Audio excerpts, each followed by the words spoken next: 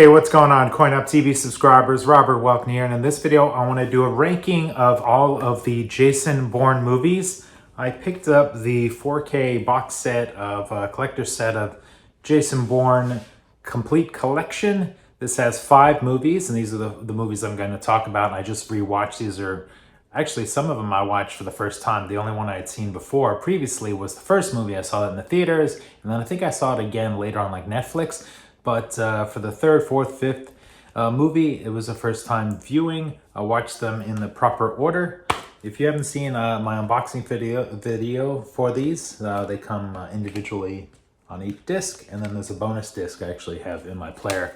I've been watching the bonus features on there. The transfers are okay, they're nothing to scream about. But let's get started with the ranking. I've got my notes on the screen here, so forgive me if I'm looking over there. Okay, I'm gonna go number 5, the last movie, Jason Bourne, 2016, starring Matt Damon, Tommy Lee Jones, Alicia Vikander, Julia Stiles is back, along with a new villain played by Vincent Cassel. This one is directed by Paul Greengrass. I wrote down in my notes here, unfortunately, the coda of the series is probably the least interesting, despite adding a lot of star power to the cast, a lot of star talent to the cast. Of course, Paul Greengrass was back again as the director. Matt Damon was back, so there was a little bit of a hype. Since this is the most recent one, it's in many ways a little more polished looking, I think, you know, technology-wise and stunt-wise and gimmick-wise, camera-wise. But I don't know if I was just getting Jason Bourne fatigue, but by the time I got to the 5th movie, it was kind of my 5th favorite. It's not a bad movie, give it a couple of stars, just not top tier. Next, we're gonna go number 4, the Bourne Legacy, 2012 release. This is a little bit of a confusing one because this is like the spin-off, the departure movie. This one stars Jeremy Renner, Rachel Weisz, Edward Norton, directed by Tony Gilroy, who was involved in the other movies, so he was familiar with the Jason Bourne series. This is the spin-off movie from the Jason Bourne series. The first half of the movie is kind of messy and dull, I thought, and uninteresting.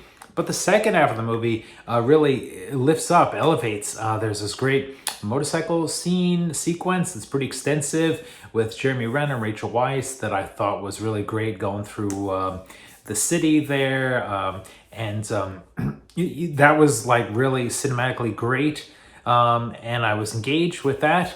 So the second half is where things sort of pick up. Once Jeremy Renner's character connects with Rachel Weisz, things kind of get going. So if you don't mind the first half of the movie being kind of a little slow and boring, then, you know, Bourne Legacy is okay. There was, what else I write? It's actually, I wrote my notes here, action-packed adventure with a great climax, reminiscent of the Terminator films with the way the other agent was pursuing them. There's this other guy that they sort of jump on board, one of the other Bourne agents. I forget what they're called now. There's so many different names for all these assets and agents and assassins, but this guy, he just reminded me of like Terminator 2. He was just like nonstop, just like fearless in his face, stone cold, and chasing after them. So it reminded me of like the Terminator films. That's why I was writing my notes. Okay, let me move on. Number 3, I'm gonna go with the Bourne Ultimatum,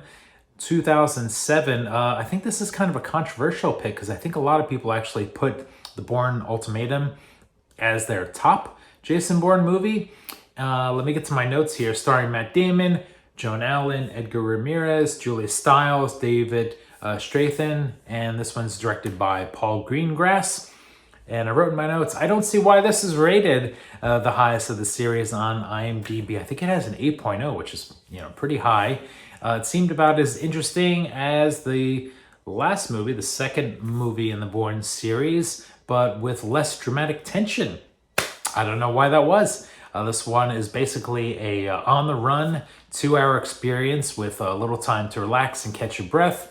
Julia Stiles has a little more of an expanded role this time around. So if you're a Julia Stiles fan, you get to see more of her. So maybe that's the thing. It was lacking dramatic tension because it was just basically a 2-hour chase scene. So if you want that, then this is an 8.0 on IMDb. I like to have a little like calm me down and relax kind of dramatic moments with the characters. So moving on. Number 2 in my ranking of the Jason Bourne movies is the Bourne Supremacy, 2004. This was the first sequel for the series, starring Matt Damon, Joan Allen, Brian Cox, great actor Brian Cox. Franka Potente is in a limited role in this one. I remember when I was going to film school, she was in Run Lola Run, which is a fantastic movie with her like on the run or chasing, or different perspectives of the same situations. As kind of a fun indie movie.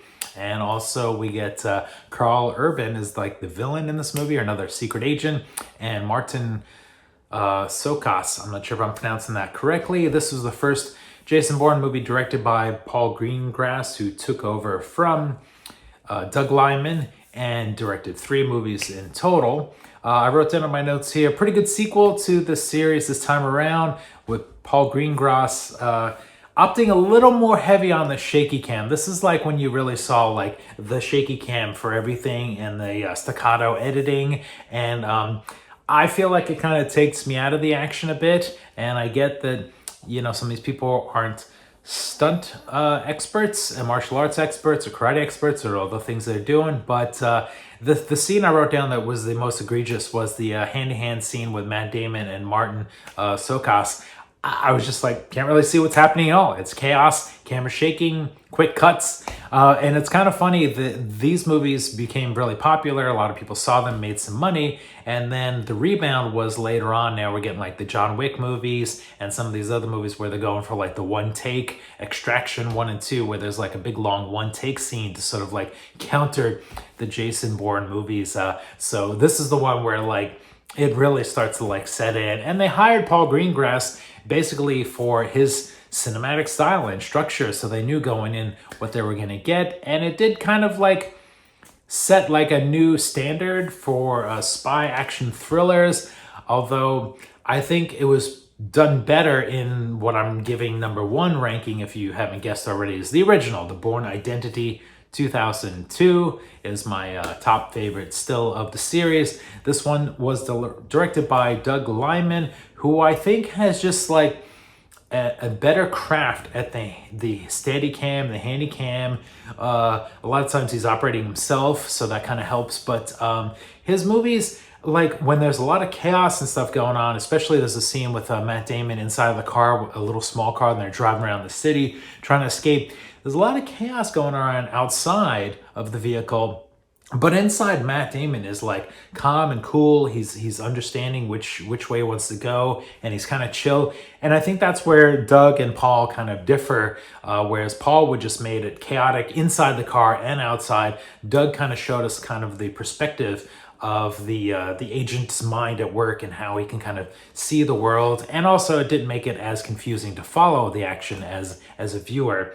The Bourne Identity stars Matt Damon, Franka Potente, if I'm saying that correctly, Chris Cooper, Clive Owen, which early role for Clive Owen, I thought he was actually a standout in this. Brian Cox also, and directed by Doug Liman, as I mentioned. What I write in my notes here, fun action-adventure movie with a stylistic directing from Doug Liman. Of course, I'm a fan of Doug from Swingers. His movie Go is a kind of an underrated classic.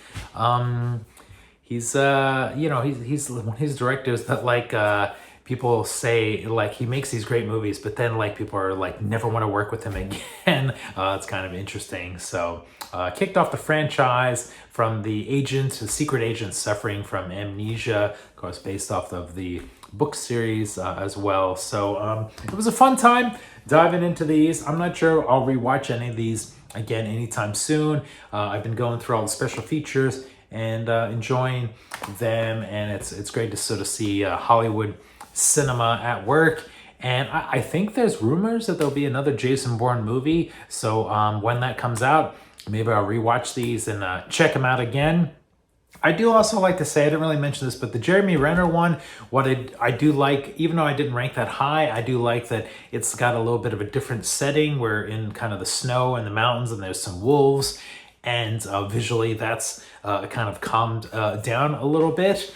But, also it was the second half of the movie where things really, you know, picked up steam and when I started to enjoy things. So anything else on my notes here that I'm missing? So there it is. If you're a fan of the Bourne, the Jason Bourne movies, let me know in the comments below if my hot take on putting number 3, the Bourne Ultimatum, if that's a hot take or not. You'll have to let me know where I went wrong. So thanks so much for watching for Coin Up TV. We'll see you next time.